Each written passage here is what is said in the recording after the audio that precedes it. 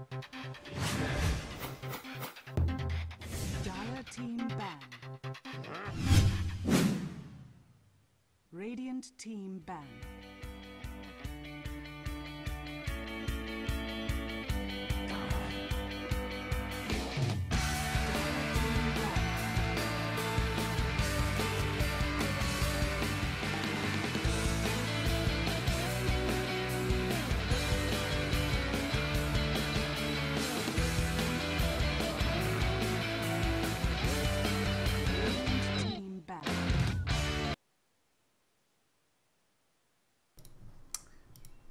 Howdy everybody, and welcome back to the Netolic Raid Call Pro League East Division Winners Bracket Final. We do have ourselves a decisive Game 3 coming out between Despicable Me 2, formerly known as April Fool's Day, this excellent mixed team, mostly Singaporean players, players that have been on a bunch of teams before, but this arrangement of players has just done great things in this tournament so far. They go up against MUFC. MUFC, some recent minor roster changes, but this configuration of MUFC has done some great things.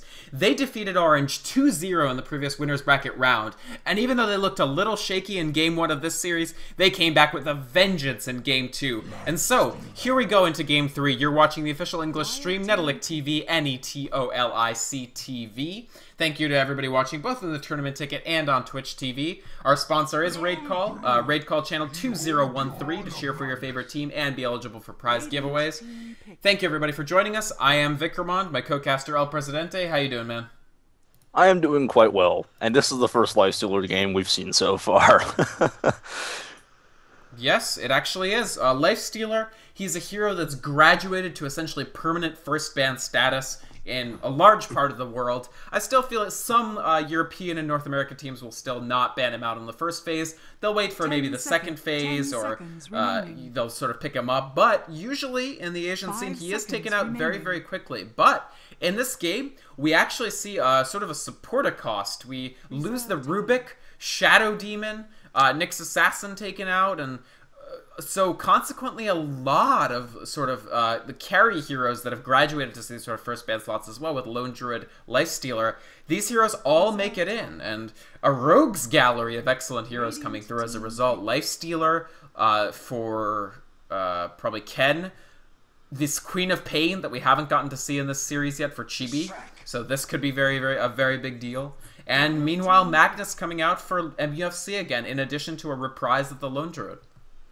Yeah, I honestly feel that Lone Druid and Magnus is pretty absurdly strong. Throw in a Juggernaut, you basically got a three-man push lineup that is really difficult to stop.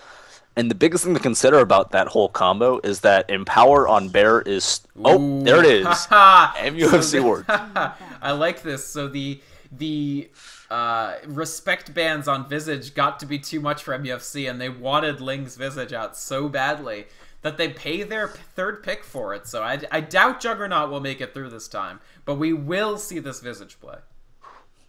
MUFC was not having any of that respect banning crap anymore. It looks like they really wanted to win, and their clutch hero has been Visage. So it's really what carried them to those wins over Orange when they won 2-0 in the previous round.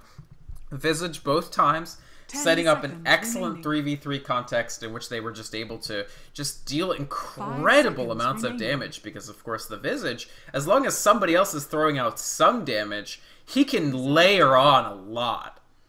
And the only question is, who will the second support be? And it needs to be somebody fairly effective in pairing with this Visage, especially somebody with sort of a disable.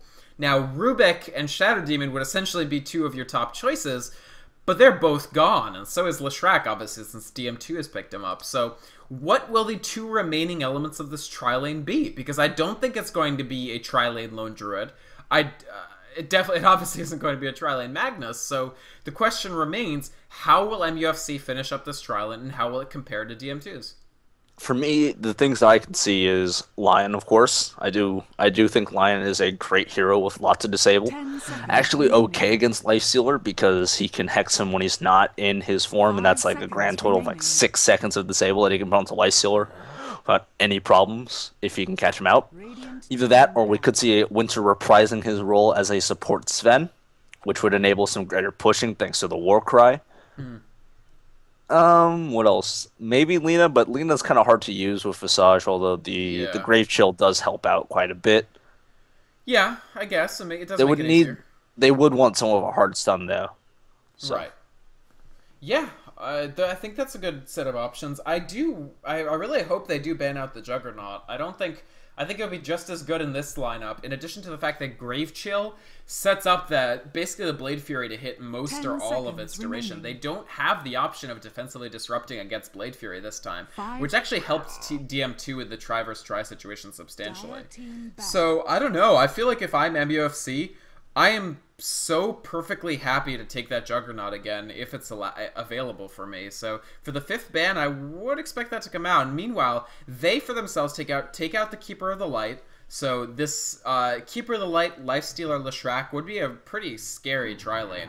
And the Darkseer goes as well. So MUFC definitely seeking to add on another carry, no question. If there was any doubt in our minds that the Lone Druid would be met with another core, then it's essentially gone now. There are still a lot of cores available that will make it through. I mean, we'll still have Anti-Mage, who's been gaining popularity again. Anti-Mage is on the upswing, I feel. yeah, I'm honestly surprised that Anthony ever had a downswing. Right. Just because his biggest strength was never his scaling, because his scaling is only okay, and it's primarily due to his reduced BAT. It's because he farms so fast, and Night Dire Stalker. team ban. Night Stalker does pose some potential problems for DM2's lineup. Obviously, if he's able to find levels and hunt in that night, it is great with Visage. I mean, you're slow, you're taking gobs of damage, and you're quite likely silenced. That long duration crippling fear silence is strong against both Queen of Pain and actually, frankly, Lifestealer, since as we know, Lifestealer surprisingly soft to silences as far as carries go. And Bane taken out by MUFC. I love the Bane ban, actually. I think it's very, very smart. But what I'm still interested about is how are these teams going to finish the laps? If I'm MUFC, I would snap lock that. Okay, the reason they didn't ban Juggernaut was they were going to take it themselves. The only problem I have with this Juggernaut pick for DM2, I was going to talk about this, but I just ran out of words, is I feel like it makes their laning potentially a little soft. I think it makes it really soft. It feels like they'd be offlaning the Lifestealer in a 1v1 against the Lone Druid, which works out sort of for Lifestealer, just because he does have that rage to sort of escape, and that would mean Juggernaut's their tri-lane farmer. 10 seconds remaining. But I feel like that's not as strong as what they could have probably done with a Lifestealer and a tri-lane. 5 seconds remaining. Yeah, I mean, they could give... Wait, if they Lifestealer are solo safe against... The thing is, Lone Druid's not easy to solo lane against as Lifestealer. Not trivial by any stretch of the imagination. Yeah. So, But Jug, Leshrac... They could add a lot of options onto this still. There's options like even things like Venomancer and Crystal Maiden to try to set up that more of that Blade Fury as well as the Split Earth. It could be a lot of damage getting thrown on MUFC, who I feel like they definitely wanted that Juggernaut for themselves. And DM2, when they banned out that Night Stalker and left the Jug in, it did seem like they were likely going to take it. I am a inveterate skeptic. Oh, they go for the Sea Dodo special with the Sand King. This does give them a stun.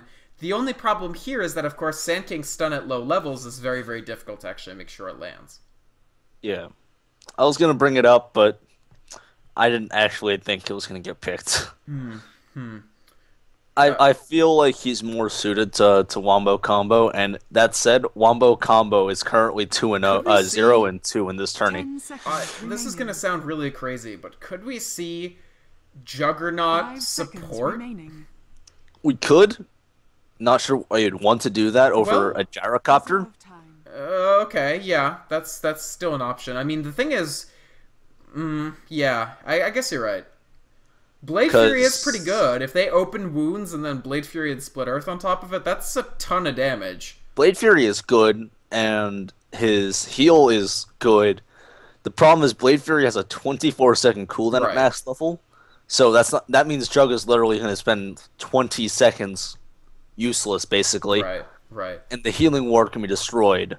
That's true. Yeah, it is limited. I mean, it's probably a Leshrac Jug plus X tri-lane. And they're 10 still trying to figure out, seconds remaining. even as the seconds tick down on their reserve time. Yeah, it's Oh. Veno. Okay, so I did call it. I think that was my Dire first team call. pick. Yes, that was Boosh. yes, first All call. right. This is shaping up to be a very interesting battle here, frankly. I'm concerned for DM2's solo lane lifestealer, regardless of whether they run him solo top or solo bottom. Actually, depending on who the third person is, they might actually be completely fine with the lifestealer, just because the Sand King telegraphs his stun up to level 5 completely. You know about an hour ahead of when the Sand King is about to stun you that he's about to stun you. And so lifestealer, most likely going to be Raveplu, is going to have all the time in the world to actually just pop that rage and get out of there. So he does have potential against that tri-lane, I feel. He does, but that's definitely not where he wants to be. Not where he wants to be ideally, I agree. But it depending on who we see as the third person, this tri-lane this 3 vs 3 could go either way, honestly. I could feel a Faceless Void pick coming out of MUFC, but it's Farming Windrunner. Farming Windrunner, okay. This actually is really good, because where I feel they're soft is hard disables without Magnus, right? Yeah. That is the case. Shackle Shot I wouldn't really classify as a hard disable just because of positioning requirements of it. It requires positioning, but at this level, I mean, people are pretty good about yeah, but you can't always 100% bank on a good Shackle. Sure. Which is always the problem with picking this up. Right. So MUFC, they do go with that Farming Windrunner for Ahri here. I like this. I think it's very, very intriguing, and I don't know who I actually favor for this, but let's introduce the teams. MUFC on the Dire side. The tri-lane will be composed, we'll see. But the tri-lane almost certainly composed of Ahri on the Windrunner, Ling on his Visage that did so much work in the last round, and Winter on the Sand King. Meanwhile, the solo lane going to be handled up by FZ on the Lone Druid, and finally, Too Fucking Good will be on the mid lane as Magnus. And we're seeing some preliminary trash talk. Whoa. Coming up MUSC, a 5-man smoke on everyone right at the bat with Shaolin Kid on the Leshrac, KS playing the Venomancer, Chibi will be playing solo mid on the Queen of Pain, Ken will be playing Lifestealer, and Raveplu is on the Jug, so we might be seeing a solo Juggernaut rather than a solo Lifestealer. Right. Yeah. Interesting. Okay. Jug instead of Lifestealer in solo. What's your take on this? It could work out. I don't think Jug is that bad of a solo laner either, just because he has the same kind of magic immunity type deal. Mm-hmm. Yeah. The problem is that does mean you're pretty much throwing away all of Jug's early kill potential, because he will never get a solo kill on Lone Druid no matter what. It's not going to happen. Unless we're talking like some massive positioning issues, like he died underneath the tower and then gets blocked by his own creep. No, this is actually a tri-lane, so it is a tri-lane. Mm-hmm. Oh, poor Ken. Ken's not going to have the easiest time. I concede this.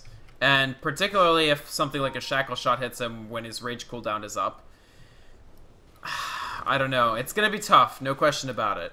But it does sort of, if they didn't feel confident in their 3v3, this will give them confidence. And here's what this will do. It'll ensure that Lone Druid isn't able to just free farm like he did last time. Yeah, that's actually going to be a huge thing for ZM2, because the longer they can keep Lone Druid down, really the less push MUFC have. Right. And if this game drags out past the 35-minute mark, the edge definitely goes to DM2. Ooh, nice play by Shaolin Kid there. Lodraki pulling the jungle to distract the attention. Yeah, he's going to do it again. Yes, these jungle creeps, wow, totally making this bear unable to get this lane pull going. So nice work there, no question about it. The bear will go for another set, so FC going to try to pull this next set of creeps away. And it might be a little more difficult for them to actually make sure that the bear doesn't get this pull. Yep, it does look like... Oh, they've hit the... But they're all chasing the bear now, and this is actually 2 stacks. If he makes it away with this, this is a lot of extra XP for Lone Druid this early. Yeah, both camps will come. Oh, they tried to... just the one rage creep will actually follow this set of stacked jungle camps. And so that's going to be a lot more XP early. And we do see Lifestealer Ken relegated to the jungle, so level 2 just... Jungle Lifestealer is what we end up with.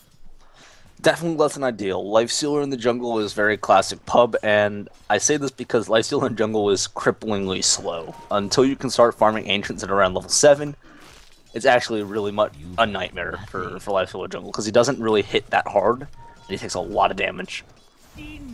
Yeah. Yeah, I mean, Lifestealer jungle, not the ideal situation, but I was kind of wrong. That tri-lane was just way too much pressure for him. I mean, Rage is fine, but you don't get perma-Rage. You only get it on a cooldown, so he wouldn't have been able to survive up there. And so, I mean, the fact that they did decide to pressure this Lone Druid means that the corollary of that is that they're stuck having to sort of have this lane free for MUFC. And the nice thing is, Windrunner, she's good, but not exactly the hardest of carries. Like, giving her a free farm is not concomitant to giving even something like Shadowfeed or Luna free farm. Yeah, one of the big things to consider about this farming Winter, though, is that it does mean it's going to be an early mech on MUFC, and it's going to be an early Force Staff, and maybe an early Orchid, depending on what they choose to go for an Aria instead. This might be our first mech of the series. It's not the first mech of the series, but we have had some surprisingly late mechanisms, and so this will be our first very early, timely mechanism. Exactly. So. Because actually, I think in the first game, TFG went Vanguard before mech on Darkseer, which you don't see that every day. I don't even remember any mechs being activated at all in the first game. I mean, Darkseer surely got one. It's like the Darkseer item. And the Bear, once again, excellent work by FC here, just pulling, consistently getting these pulls. Only 2 creeps come, so it's just a siege creep and a melee. But still, he's doing a pretty good job. He is level 3.5, and let's take a look at how Ken is doing. Ken is 3.5 as well, so Jungle Lifestealer keeping pace with Solo Lane Lone Druid, and they feel okay about this. It does look like he's actually returning top, and this might be a little early, actually, but Meanwhile, in the mid, Chibi actually a little bit ahead. No, TFG is actually even with him, so Magnus definitely holding his own in this lane. One of the big things to keep in mind, though, that is a huge deny edge given to Chibi. So that's true. He actually, I think, has a little bit more. No, he's actually, yeah, he has actually a significant XP lead at the moment. True. He's about a level ahead of where TFG is, so that's good. Definitely strong for that, but they're not going to be able to deny this Magnus's timely level 6 either. TFG is going to have no problem actually leveling to that point. Yeah. I'm surprised there haven't been any kills considering this lane. It feels like both sides are playing ultra safe. Venom's tough to roam with because he's very slow. They're just sort of doing a ton of damage to this Bear. Poor Bear, right? It's just sort of pressured out, and there it comes. Unlike the last game, we do have an Edict primary Leshrac, and so this is going to be, with the Healing Ward, a lot of damage on this tower. We might actually see the tier 1 go down, maybe the Healing Ward's still up. The Fortify comes out. This might be enough for them to actually fend this. No, most likely not, unless they rotate people over. Damage still getting thrown out. That Healing Ward, the duration on this thing is ludicrous, if you ask me. And there it goes. The tier 1 split the gold, and here we go. DM2 already getting a little bit of push done, while this tier 1 tower for them is absolutely fine up top. They are diving way past here just to cut some creeps. They're clearing out this wave. They may actually pressure the tier 2 now, I think.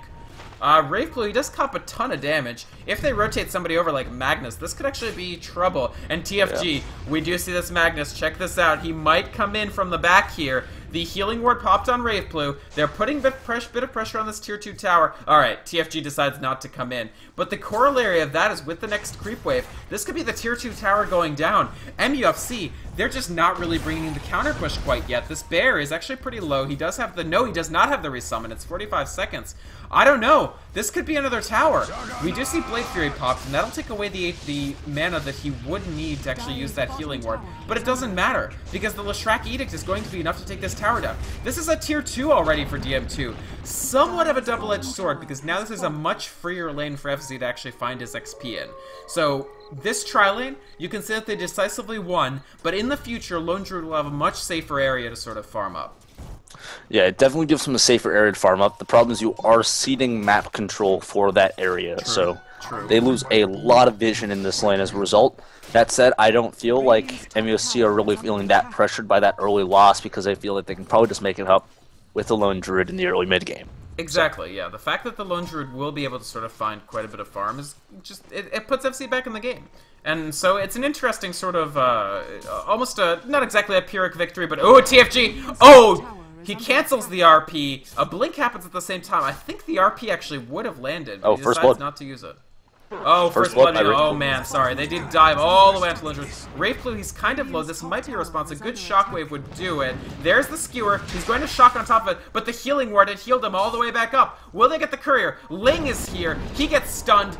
Nice split earth. The Leshrac popping his Edict is going to do a lot of damage to TFG. Shockwave comes out, Soul Assumption, there's the kill. That's the damage we know that the Visage can bring. And 1 for 1, but FC actually dropping on the Lone Druid. First Blood going to... Did Raveblue actually get the kill there? Yes, he did. So Juggernaut making his Ring of Basilius and backing out here while Ken finally finds his way up to the top lane and manages to start picking up some farm here. Of course, Ari is... this is a level 5 Lifestealer facing up against a level 8 Windrunner. And Windrunner's like, excuse me, this is my lane. You can't just walk up here. Yeah, Lifestealer with his tail tucked between his legs, walking away immediately from this lane. And most of Mechanism, I believe, is complete. Just a headdress so far. But the Phase Boots is also done on the Windrunner. Phase Boots, the Buckler is almost finished, and then she's just looking... Yeah, she's 50 gold away from the Buckler, and that means she's about 950 away from the mech. Right. So we're looking at about a 10-minute mech, which is pretty fast. Not bad at all. And Ken, he's just copping so much harassment in this lane. It's so much more lucrative for the XP to be in the lane than that jungle Lifestealer. But it's so tough for him to survive here because of the Windrunner's presence. But finally, the lane will go a little bit beyond this tower. This tower is pretty low, by the way, 227 health only. And so he is finally going to find a little bit. And they need him in this game. They can't just rely solely on Chibi and on Raveblue. Although Raveblue has had a very good game so far. Basilius finished Arcane Boots for the 2nd game in a row on 2 different teams. Very interesting. Yeah, I do like this early Bass pickup, though, because that does let you push a little bit better with that armor aura. On top of that, I wouldn't be surprised to see if Vlad's picked up for this given lineup. It enables a lot more pushing out of the given lineup. It makes Ken a little bit stronger because he does have some decent base stats. Life Steal is always nice. It's also a 5 armor aura instead of just 2, so... Right. And we do see DM2 gearing up to try to finally pick off this Windrunner. Will they get it, though? I don't think they... Nope. She wind runs away, absolutely no problem. Finished with everything but the recipe for that mechanism, and that'll give MUFC, as you said, like a lot of potential. FZ, meanwhile, finally finding his farm bottom. He actually is still basically even in terms of last hits with Ken on the Lifestealer, but Ken's only level 6. Actually, no, they're about the same amount of XP. But FZ, he's going to find his levels, and that's honestly critical for them. DM2 have really let up the pressure on this Lone Druid. Yeah, and again, you leave a Lone Druid alone long enough, you're going to lose all of your towers. Right. And the flip side is, of course, DM2 are no slouches in the pushing department. They have the Leshrac and the Juggernaut and Venomancer, who does provide a little bit of damage onto these towers with these wards, of course. Ling, he finds himself in a very weird spot. Omni Slash coming through from Rimflow, but oh man, the instant response of the RP. He has to flee here very quickly. Winter comes through with an excellent stun, and actually they're going to have to flee very, very quickly. Chaos getting picked off. Skewer, just such good damage coming from that with the Soul Assumption. And Ken, he's got to run. I don't think he can stay in here at all. He pops his Rage, going to get away. Probably a tower for MUFC here, and a kill, so... A fight that DM2 thought that they could take, and unfortunately they can't. And Chibi, on his signature Queen of Pain, has had a very, very quiet game. Yeah, it's honestly kind of shocking how quiet this game has been. Chibi's farm is pretty good, 56 and 25. A lot of denying, but there's still not that much item progression happening on her. Right. On this Queen of Pain, on him playing this. He's making something. Yeah, probably an Orchid. Because Orchid's so strong, but it's weird. Yeah. So let's take stock of what the items look like. So we do have most of this mechanism. Actually, the mechanism is finally complete. He just has to have it delivered, and with that, I feel like MUFC very confident to start making up this tower deficit a little bit.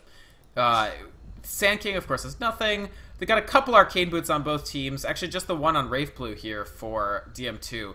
The issue I see for DM2 here is their level situation is not something I feel totally comfortable with. We do see Chibi at level 9, but MUFC's 3 core heroes are all higher level than the core heroes that DM2 have in addition.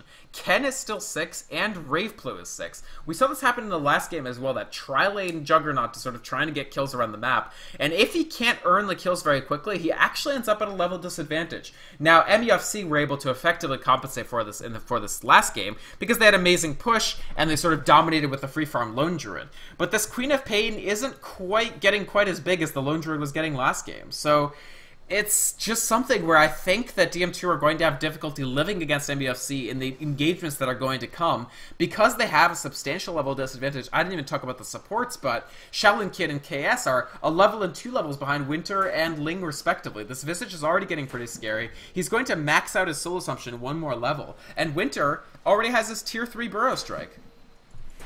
Yeah, it's actually looking worse and worse. And really interesting, though. Winter actually opts to pick up an early point of stats. Yeah. So I like it, actually.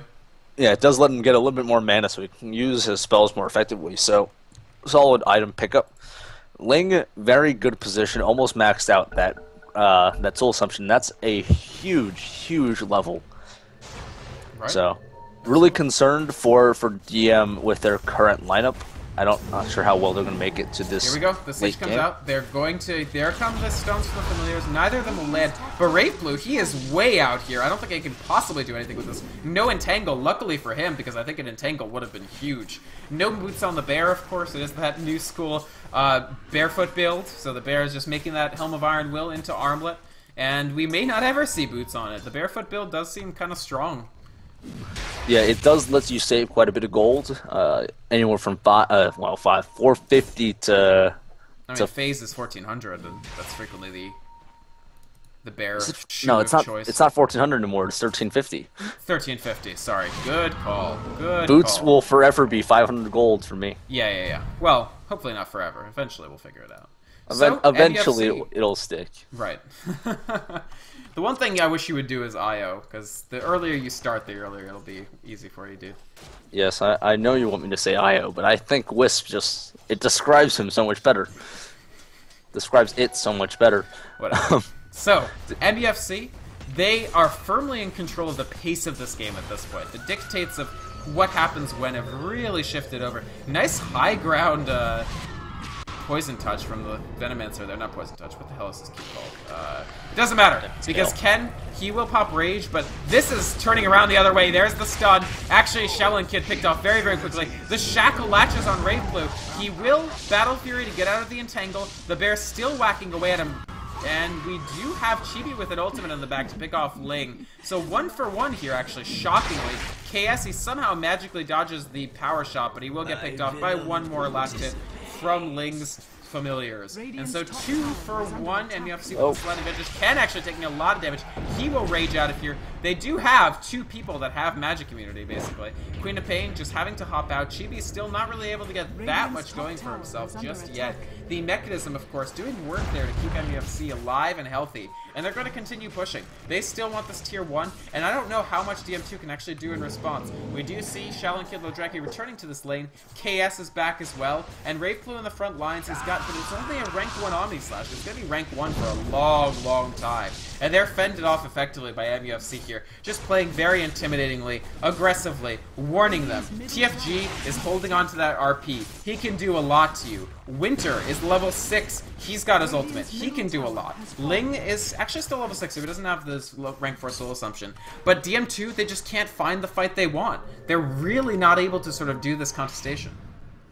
Even with level 3 Soul Assumption, that's still an absurd amount of damage coming out so quickly. Sure.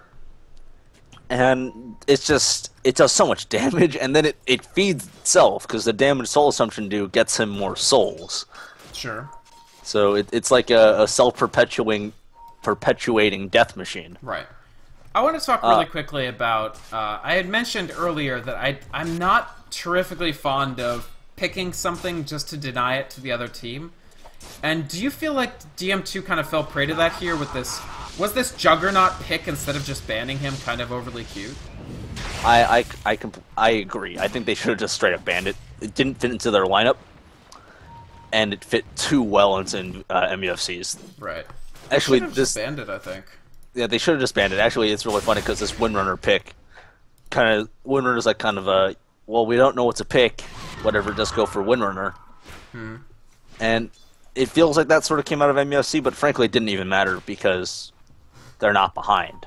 You know? The issue here, I believe, is that Ken is just not really contributing that much. You see him going for drums which is usually the Juggernaut's job, but obviously Ken's just so far behind that they've sort of said, well, we're just going to have him go the drums, and Juggernaut can go whatever. The problem is, this Lifestealer just won't do very much damage. Sure, he has magic immunity, but if he's not a threat, then your team just doesn't really worry about him at all. All the damage that Ken's going to do with his rank 1 Infest and some melees can be made up for with one mech toggle.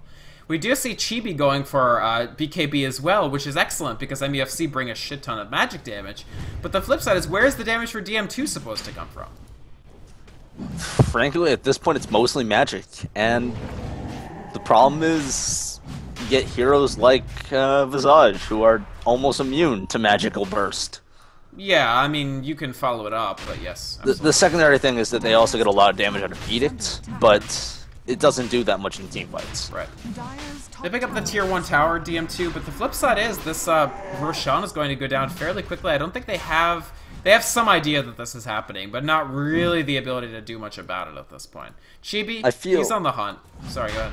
I feel like DM just want to grab another tower rather than contest this That'll rush. be easy, I think. They can probably get it, but unfortunately, if Roshan goes down and they TP over, I think MUFC might have enough time to actually defend.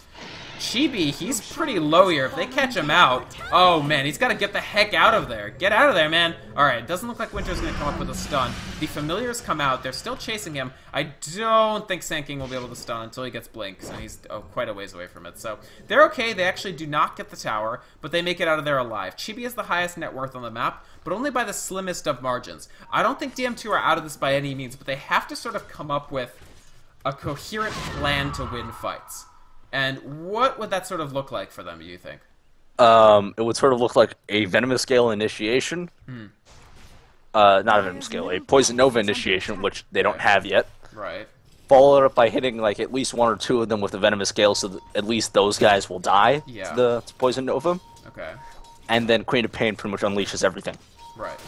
Now, I actually think DM2, because they've played defensively, and this is smart, coming from a team that does play so aggressively so frequently, it's good to see them know to vary it up and not play so aggressively, because their levels have gotten a little better. They're still only about 1 level behind where Ling and Winter are, and on the supports. They do need 6 on that Venomancer really badly, and unfortunately they hit 6 on Leshrac first, but 6 on Veno will be very good. Chibi still doing well, and Ken and Rayflu still struggling, but not standing still. Yeah, it's one of the things to keep in mind. It does look like we're just going to see an Ags up on the Jug as his primary item. That generally kind of relegates him to more of a ganker type build.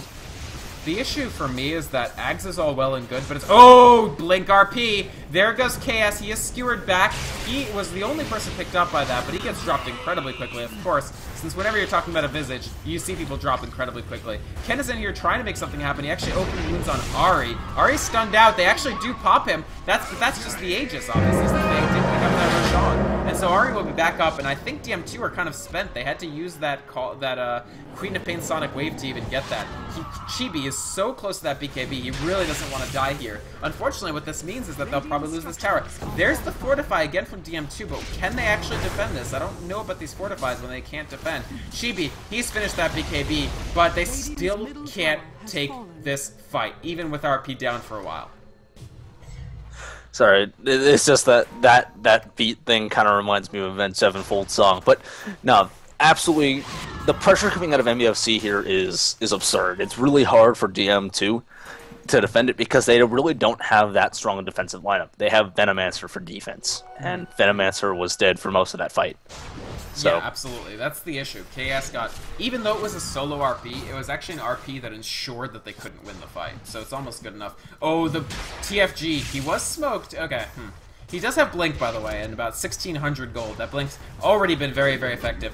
The Ling will probably lose a familiar here. No, actually, he manages to stun it just in time. So 4 staff out on Windrunner, and I do feel like DM2 are doing a little better. They actually used the BKB on Queen of Pain once already.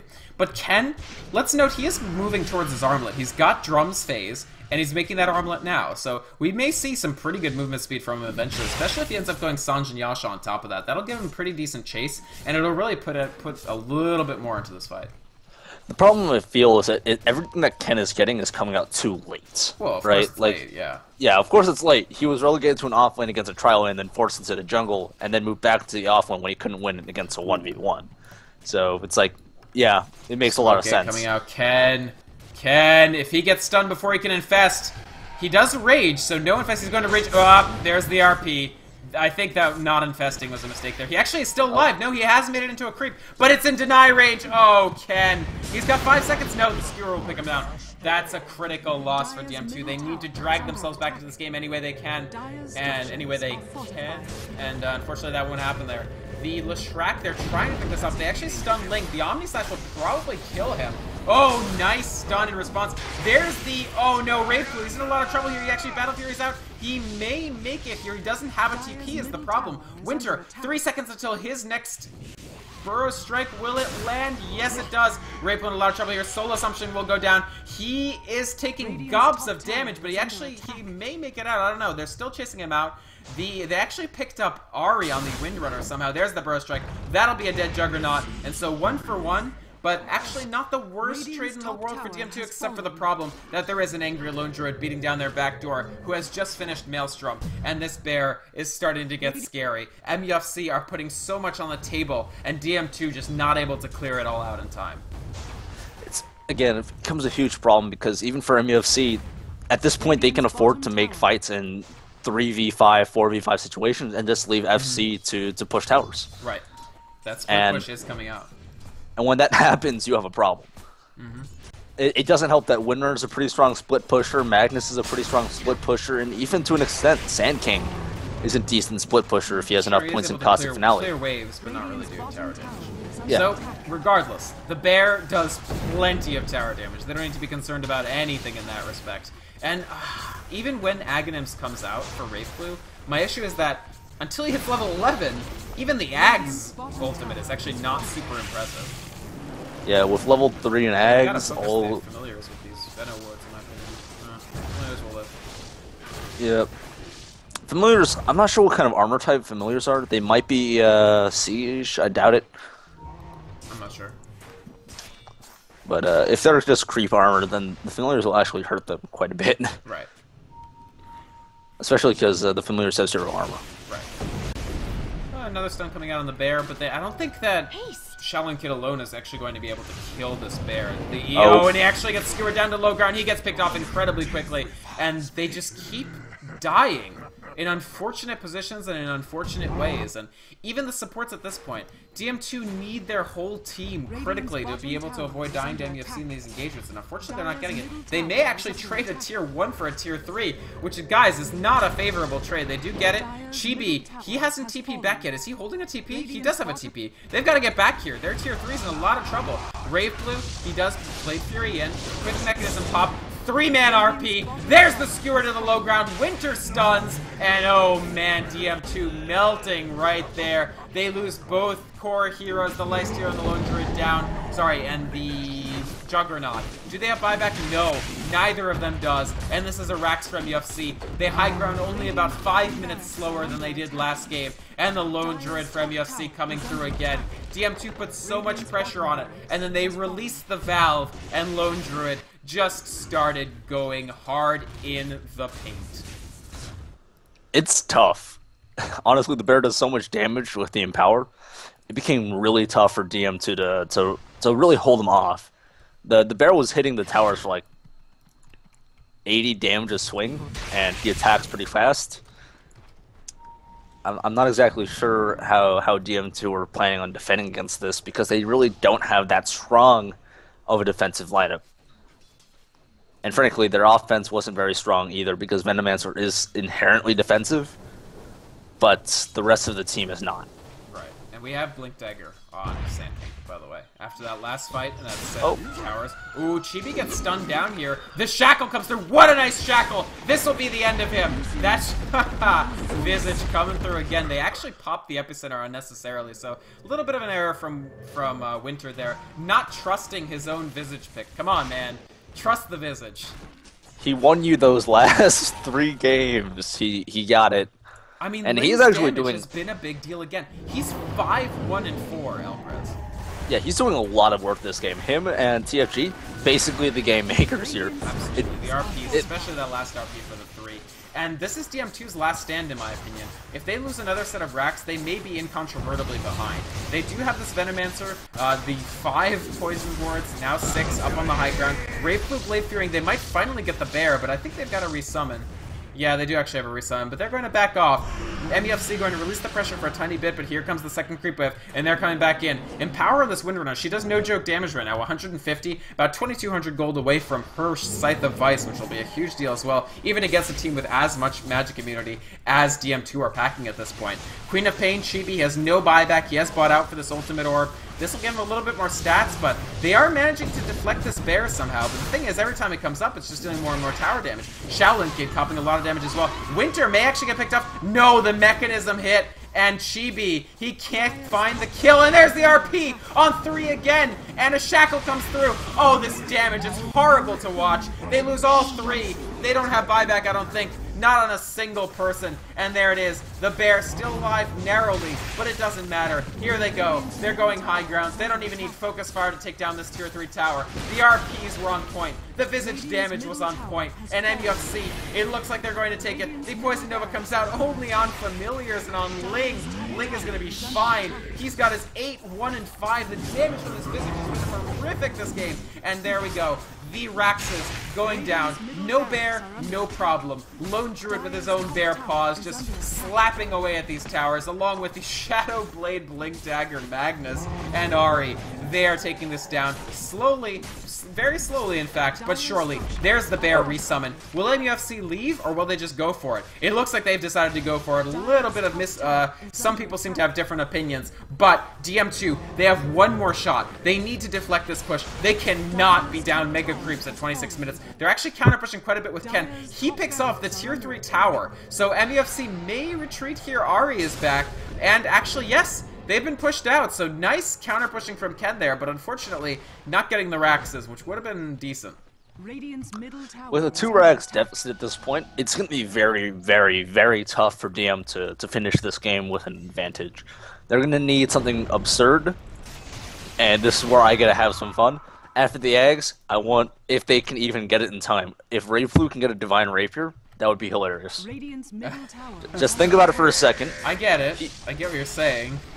And imagine the one-shot potential. He's not going to have that. He's not going to have the time, but, you know, I can dream. You can dream. Dream on, buddy. They may... Will they go for a Desperation Roche? I actually think Aegis would be fairly useful for DM2 because they're getting caught in these RPs. I mean, it's difficult. TFG is an invisible, blinking monster right now. He's actually 7-0-7 on this Magnus, so he's had quite the time of it. Yeah, the only person that have less, like, on their team, they have 2 people who haven't died once. Right, right. That's with the Yasha. Oh, I'm hoping it's Sanj and Yasha. That's what I'm hoping for. That's... Wow, so MUFC, they're feeling confident about the fact that they've got this locked up, and I can't really blame them too much because, oh man, Force Staff to bring Chibi to the low ground. He does blink out in time, so good job there.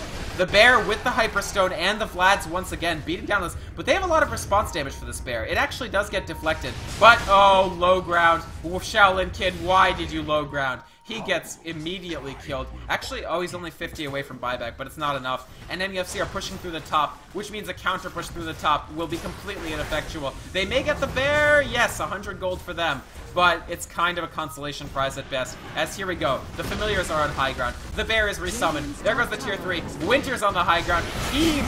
Oh, 2-man RP, Rave Blue, and Ken taking a lot of damage. Ken's still up. Rave Blue, he hasn't used Omni Slash yet. It is rank 2. Nice Sonic Wave. They actually pick off Ari. They may get FC as well. They're trying their hardest. Oh, yes. They will pick him off. Rave Blue trying to get out of here. He needs 6 more seconds. He won't get them.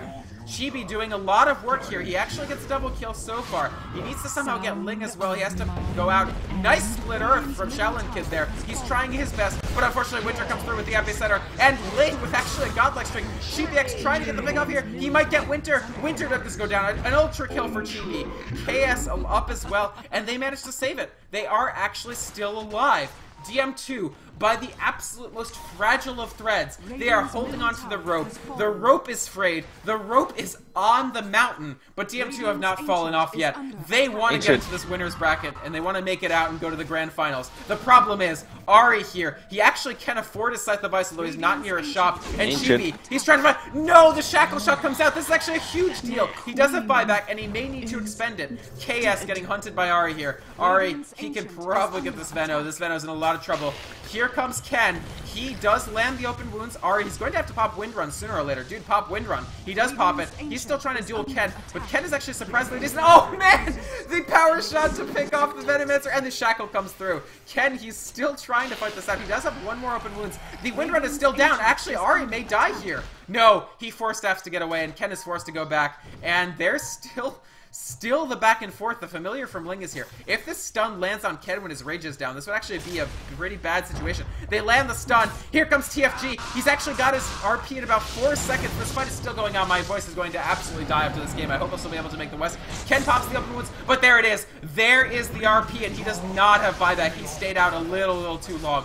14 seconds for the respawn on Chibi. He's still holding on. And Omni Slash actually picked up Wind Runner in the back. There's the Skewer. He's still got the RP. Does he? Refresher. That's what it was. He finished his refresher. And the second RP to take down Wraith Blue. That's it. They're done. Write him off. KS goes down. The Ancient will actually go down as well at this point. And here we go.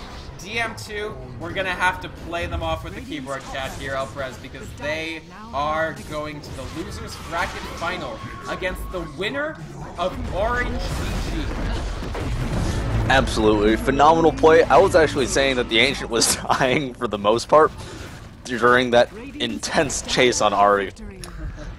Like, it actually almost died to creeps. If Leshrac took like 3 more seconds to spawn, the game would have ended like a minute ago. Right. Home in danger, as someone just put into all chat. Yeah. But phenomenal play coming out of DM2, playing with their back foot, and they did a really good job, and that chase was pretty intense. It was. But the story of the game, folks, is just look at these levels. 8 Venomancer and 9 Leshrac against 15 Visage, 14 Sand King. To say nothing of the enormous games that FZ had after playing from way behind in the solo lane. Ari doing incredibly well. And of course, Ling and TFG anchoring this team with the excellent Magnus. Every RP was a huge deal. And the Visage just pumping damage in. Just as quickly as DM2 could plug holes in their boat, Visage would just generate a new enormous one with the huge soul assumptions. I can't believe they actually did it, but there's a Sanj and Yasha massage. Yep. Oh man, I thought I was joking too. Right. Oh, once the Yasha came down, man, that SNY was coming. I know, but it's like, really? I don't know, maybe Manta style, just for funnies, but man. Yeah. DM2, unfortunately, in the end, they got a little too cute, I think. They didn't ban the Juggernaut, they took him for themselves, and ended up with no home for Lifestealer. And even with all the Magic immunity in the world, the fast BKB for Queen of Pain and 2 Magic immune characters, Magnus and Visage still managing to just punch through with that huge damage. And in the end, MUFC still looking good. In fact, right now looking kind of like the favorites. They move on to the grand finals. On the 24th of April, we will see who will move on to the losers bracket finals and face AFD. It could be Orange, it could be VG, one of those two.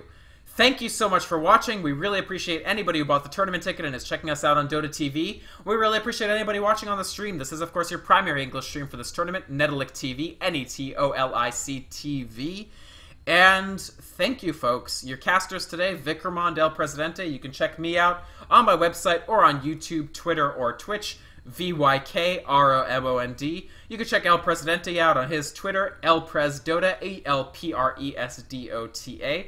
Our next broadcast is later today, so we will have the West Division winners bracket finals between Dust Gaming and Arctic. Arctic, a very promising Peruvian team. We've seen them. I think they actually took a game off Navi recently, so a team that's definitely on the upswing. And Dust Gaming, a very young American team that's also shown us some amazing games so far in this tournament. And you're joining me for that, right, Upres?